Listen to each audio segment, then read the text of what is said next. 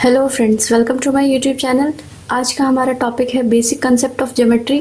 इसमें हम बिल्कुल बेसिक से शुरुआत करेंगे और फिर पैरेलल लाइन के कंसेप्ट को भी पढ़ेंगे। तो शुरू करने से पहले मैं आपको ये बता दूं कि ज्योमेट्री जो है वो एक ग्रीक वर्ड से बना है, ज्योमेट्रॉन। जियो का मीनिंग होता है अर्थ और मेट्रॉन मीन्स मेजरमेंट, राइट। तो ज्योमेट्री का यूज काफी एंशिएंट टाइम से ही होता आ रहा है। ज्योमेट्री का यूज हम पैलेसेस को डिजाइन करने में, लेक्स, डैम्स, टेम्पल्स को डिजाइन करने में यूज करते हैं। मीन्स इंजीनियरिंग और आर्किटेक्चर, इवन क्लोथ्स डिजाइनिंग में भी ज्योमेट्री का यूज किया जाता है, राइट। सो ये बहुत इंपॉर्टेंट टॉपिक है। और शुरू करने से पहले अगर आप मेरे चैनल पे नए हैं तो प्लीज इसे सब्सक्राइब कर लीजिए। चलिए शुरू करते हैं हमारा आज का topic, basic concept of geometry. इसे हम कहते हैं डॉट या फिर पॉइंट।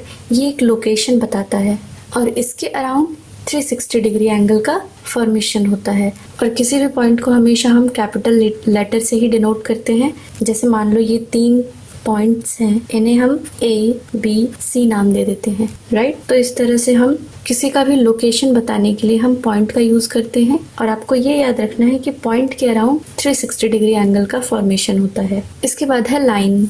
लाइन वो होता है जो कि दोनों ही साइड, जिसकी लेंथ जो है एक्सटेंड होती रहती है। मीन्स उसके दोनों एंड पॉइंट पे एरो का निशान होता है इस तरह से। इसे हम कहते हैं लाइन। और लाइन पे भी 180 डिग्री का एंगल यहाँ और 180 डिग्री का एंगल यहाँ बनता है। अगर इसमें से हम एक पार्ट को, मान लो मैंने एक सेगमेंट इसमें से कट करके यहाँ निकाल लिया AB, इसके जो एंड पॉइंट हैं वो फिक्स हो गए, तो हम इसे कहते हैं लाइन सेगमेंट। और लाइन सेगमेंट पे भी 180 डिग्री का, किसी भी लाइन पे, चाहे वो लाइन हो या लाइन सेगमेंट हो, अबव द लाइन भी 180 डिग्री एंगल और बिलो द लाइन भी 180 डिग्री एंगल बनता है। इसके बाद है रे, जिसका एक एंड पॉइंट तो फिक्स रहता है बट दूसरा एंड पॉइंट जो है वो एक्सटेंड होता रहता है, तो इसे हम कहते हैं रे। जैसे आपने देखा होगा टॉर्च की जो लाइट होती है, एक एंड पॉइंट फिक्स रहता है जहाँ से लाइट की बीम निकल रही है और दूसरा जो है वो काफी दूर तक ट्रेवल करता है, राइट। बीम ऑफ लाइट जो है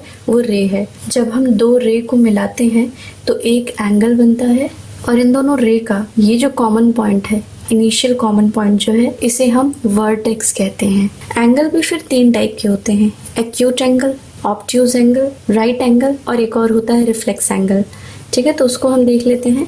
अगर कोई एंगल लेस देन 90 डिग्री है, मीन्स 90 डिग्री से उसका मेजरमेंट कम है, तो वो एक्यूट एंगल कहलाता है। जैसे 89 डिग्री, 45, 57, तो ये सारे एक्यूट एंगल हैं क्योंकि 90 डिग्री से कम है। ऐसे एंगल जो कि 90 डिग्री से ज़्यादा होते हैं उन्हें हम ऑब्ट्यूज एंगल कहते हैं, जैसे 91, 104। और जो एग्जैक्ट 90 डिग्री के होते हैं उन्हें हम राइट एंगल कहते हैं, राइट। इसके बाद है एक रिफ्लेक्स एंगल होता है जो कि 180 डिग्री से ज़्यादा होता है। तो ये एंगल जो है 180 डिग्री से बहुत ज़्यादा है, तो इसे हम रिफ्लेक्स एंगल कहते हैं। इन दोनों साइड्स को साइड्स ऑफ एंगल कहते हैं, राइट। इसके बाद हम स्टडी करेंगे कॉम्प्लीमेंट्री एंगल। कॉम्प्लीमेंट्री एंगल्स वो होते हैं जब दो एंगल का सम 90 डिग्री के इक्वल हो, मीन्स एक दूसरे के कॉम्प्लीमेंट हो, तो उन्हें हम कॉम्प्लीमेंट्री एंगल कहते हैं। तो फिगर A और B, इन दोनों एंगल्स का सम 90 डिग्री है, तो मीन्स ये जो है कॉम्प्लीमेंट्री एंगल है। इसी तरह C और D में भी एक एंगल 30 डिग्री का है, दूसरा एंगल 60 डिग्री का है, तो ये दोनों भी कॉम्प्लीमेंट्री एंगल्स हैं, राइट। इसके बाद है सप्लीमेंट्री एंगल। सप्लीमेंट्री एंगल्स वो होते हैं जब दो एंगल्स का सम 180 डिग्री के इक्वल होगा, तो वो दोनों एंगल्स सप्लीमेंट्री एंगल्स कहलाते हैं। जैसे इसमें 135 और 45 डिग्री। तो इन दोनों फिगर में आप देख सकते हो सप्लीमेंट्री एंगल के AB और CD में AB का सम जो है 180 के इक्वल होगा और CD का सम भी जो है 180 के इक्वल होगा।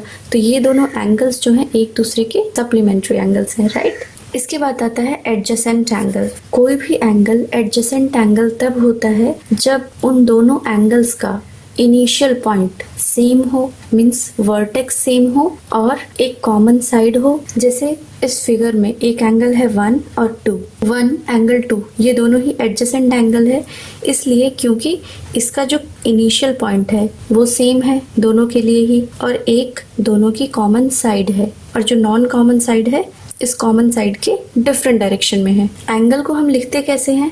अगर मुझे एंगल 2 लिखना है तो हम ऐसे लिखेंगे, एंगल AOB मीन्स जो एंगल है उसे हमें मिडिल में रखना है। और एंगल 1 को हम ऐसे लिखेंगे, एंगल BOC। तो इस तरह से हम लिखते हैं।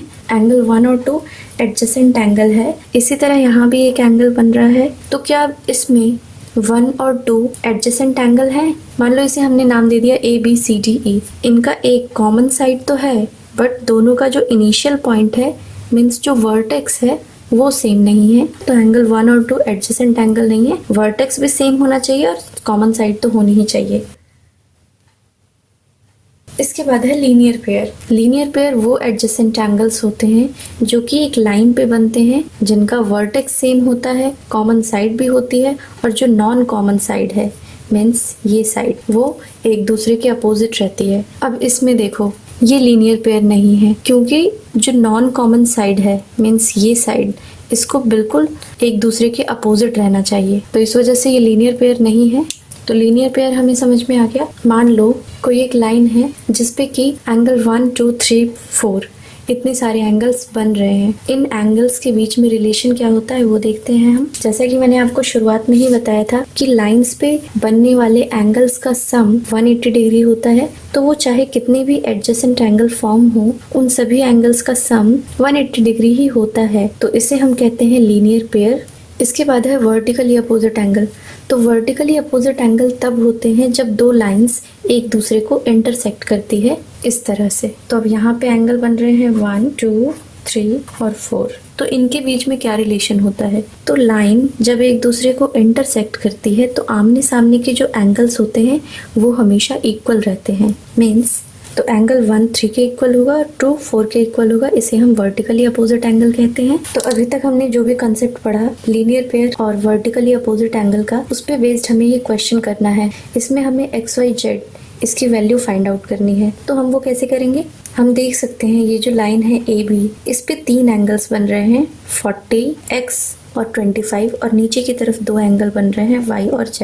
अबव द लाइन हमें 2 एंगल्स का वैल्यू गिवन है और हमें एक की फाइंड आउट करनी है, राइट। तीनों एंगल्स का सम कितना होना चाहिए? 180 डिग्री। तो हम लिख सकते हैं 40 degree plus angle X plus में 25 डिग्री 180 डिग्री लीनियर पेयर। तो angle X is equals to हो जाएगा 180 माइनस, अब ये दोनों प्लस होकर के इक्वल साइन के राइट हैंड साइड की तरफ जाएंगे, मीन्स दूसरी साइड जाएंगे तो नेगेटिव का साइन हो जाएगा, माइनस में 65 डिग्री। तो एंगल X की जो वैल्यू है वो 115 डिग्री के इक्वल होगी। तो एंगल X की वैल्यू तो हमें मिल गई। अब हम देख सकते हैं लाइन इंटरसेक्ट कौन सी हो रही है। आप चाहो तो इसे पूरा लीनियर पेयर के थ्रू भी हम निकाल सकते हैं, बट वर्टिकली अपोजिट एंगल के थ्रू भी हम देखते हैं। अब यहाँ पे AB और PR लाइन एक दूसरे को इंटरसेक्ट कर रही है। एंगल Z 40 के सामने है, Z is equals to 40 degree vertically opposite angle. और ये जो एंगल Y है वो किन दोनों एंगल के सम के इक्वल है? क्योंकि ये लाइन इंटरसेक्ट कर रही है तो एंगल Y जो है इन दोनों एंगल्स के बराबर होनी चाहिए, 25 प्लस में X। तो हम लिख सकते हैं angle Y is equals to 25 degree plus में एंगल X, क्योंकि ये भी वर्टिकली अपोजिट एंगल है।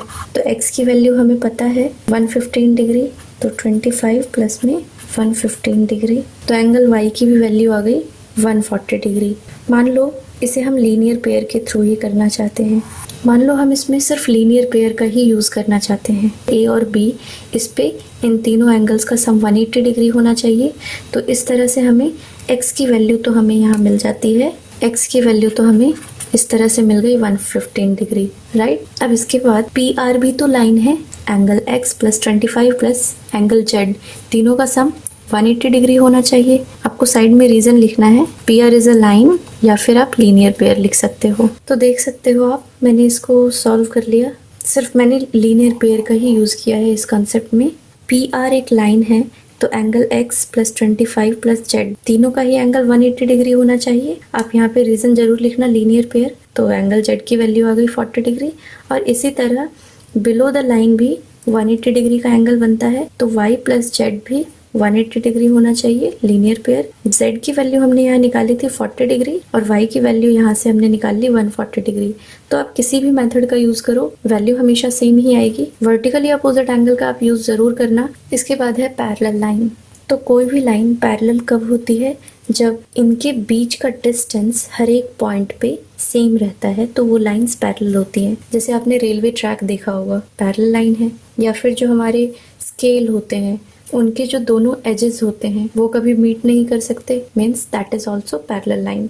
ये जो लाइन इंटरसेक्ट कर रही है इसे हम ट्रांसवर्सल लाइन कहते हैं। और जब ये लाइन इंटरसेक्ट करती है किसी पैरेलल लाइन को तो वहां भी इस तरह से एंगल्स बनते हैं। अब इन एंगल्स के बीच का रिलेशन क्या होता है वो हम देखेंगे। तो लीनियर पेयर आप देख सकते हो हर जगह है। ये मैंने सिर्फ ऊपर जो लाइन है AB सिर्फ इसके एंगल्स का लिखा है। आगे बढ़ते हैं। अब देख सकते हो 1 और 3, 2 और 4, इसी तरह से 5 और 7, 6 और 8 भी एक अपोजिट हैं। तो इन्हें हम क्या कहते हैं? Vertically opposite angles. तो इन्हें हम कहते हैं वर्टिकली अपोजिट एंगल। नेक्स्ट है AB जो लाइन है इसके बिलो द लाइन एंगल बन रहा है 3 और 4 और CD के अबव बन रहा है एंगल 5 और 6। मीन्स ये जो चारों एंगल है 4, 3, 5 और 6 ये इन पैरेलल लाइंस के इनसाइड बन रहे हैं। तो इनके बीच में क्या रिलेशन होता है वो देखते हैं हम। तो angle 4 will be equal to angle 6 and angle 3 will be equal to angle 5। This is called alternate. दूसरे के ऑल्टरनेट है क्योंकि एक तो लेफ्ट हैंड साइड है एंगल 4 और एंगल 6 जो है वो राइट हैंड साइड है। तो इन्हें हम कहते हैं ऑल्टरनेट इंटीरियर एंगल। इसी तरह 1, 2 और 7, 8 एंगल पैरेलल लाइन के आउटसाइड बन रहे हैं, मीन्स एक्सटीरियर। तो एंगल 1 एंगल 7 के इक्वल होगा। ऑल्टरनेट है, आप देख सकते हो। ट्रांसवर्सल लाइन के लेफ्ट हैंड साइड है एंगल 1 और राइट हैंड साइड है एंगल 7। इसी तरह राइट हैंड साइड है 2 और लेफ्ट हैंड साइड है 8। So angle 2 will be equal to angle 8 and angle 1 will be equal to angle 7 and this is also called alternate but exterior angle. इसके बाद corresponding angles होते हैं। AB के above बन रहा है 1 और 2 और CD के अबव बन रहा है 5 और 6। तो एंगल 2 एंगल 6 के इक्वल होता है और एंगल 1 5 के इक्वल होता है। इसी तरह एंगल 3 7 के इक्वल होता है और एंगल 4 8 के इक्वल होता है। इन्हें हम कहते हैं करस्पॉन्डिंग एंगल्स। देख सकते हो 2 और 6 जो है अबव द लाइन बन रहे हैं और राइट हैंड साइड पे ही बन रहे हैं ट्रांसवर्सल लाइन के, मीन्स एक दूसरे के करस्पॉन्ड है। सो इसीलिए हम इन्हें करस्पॉन्डिंग एंगल कहते हैं। 3 और 7 बिलो द लाइन है और ट्रांसवर्सल लाइन के राइट हैंड साइड है, मीन्स एक ही साइड है। तो इन सभी एंगल्स को हम कहते हैं करस्पॉन्डिंग एंगल्स। इसके बाद एंगल 3 और एंगल 6 का सम 180 डिग्री होता है। इसी तरह 4 और 5 का सम भी 180 डिग्री होता है because pair of interior angle on the same side of transversal line means alternate angle के पेयर जो कि ट्रांसवर्सल लाइन के सेम साइड हो तो वो हमेशा सप्लीमेंट्री एंगल्स होते हैं। ठीक है, तो एंगल 3 + 6 180 के इक्वल होगा और एंगल 4 + 5 वो भी 180 डिग्री के इक्वल होगा। इसमें अगर कोई आपको डाउट हो तो आप मुझे कमेंट बॉक्स में कमेंट करके पूछ सकते हैं। आज के लिए बस इतना ही, मिलते हैं नेक्स्ट वीडियो में। तब तक के लिए थैंक यू, गुड बाय।